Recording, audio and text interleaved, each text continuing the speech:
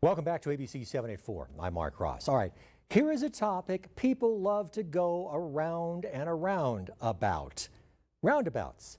TXDOT says there is no doubt about it. Roundabouts save lives. Here to give us their side, TXDOT's Jennifer Wright. All right, Jennifer, you can make the case for roundabouts. Well, don't take my word for it, Mark. The Federal Highway Administration calls them a proven safety countermeasure because they substantially reduce crashes that result in injury or death. According to the National Academy of Sciences study, roundabouts lead to a more than 90% reduction in fatalities, 76% reduction in injuries, 35% reduction in all crashes, and the slower speeds at roundabouts are usually safer for pedestrians. So, Jennifer, how exactly do they do all that? By eliminating the most dangerous types of intersection crashes, the T-bone collision.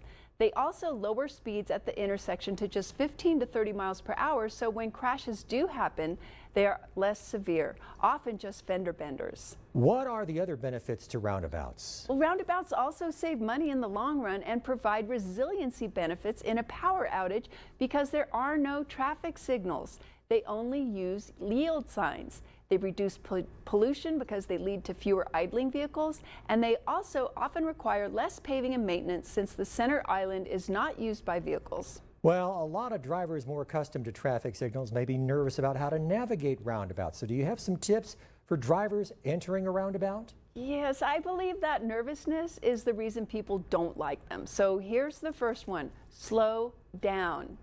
If there's more than one lane, use the left lane to continue left, the right lane to turn right, and all lanes to go through unless directed otherwise by signs and pavement markings.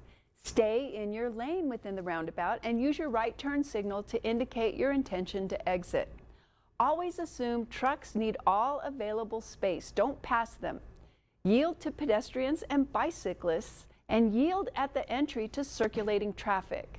So, you just mentioned it, but tell me again, who has the right of way in a roundabout? The vehicle already in the roundabout. You must yield to them. All right, hopefully that helps. Anything else? Yes, there is more, but can we revisit the topic next week and do maybe a little myth busting about them? All right, that would work for me, and maybe you can explain the difference between roundabouts and traffic circles. I'll include that. All right, so what do we have to look forward to in closures next week? Well, for the first time in a while, we will see a full overnight closure on the Purple Heart portion of Loop 375 from Montana to Spur 601 of the northbound lanes. And the Iron Medics exit will close for an extended period for asphalt paving, starting Sunday at 2100 hours. That's 9 p.m. for civilians.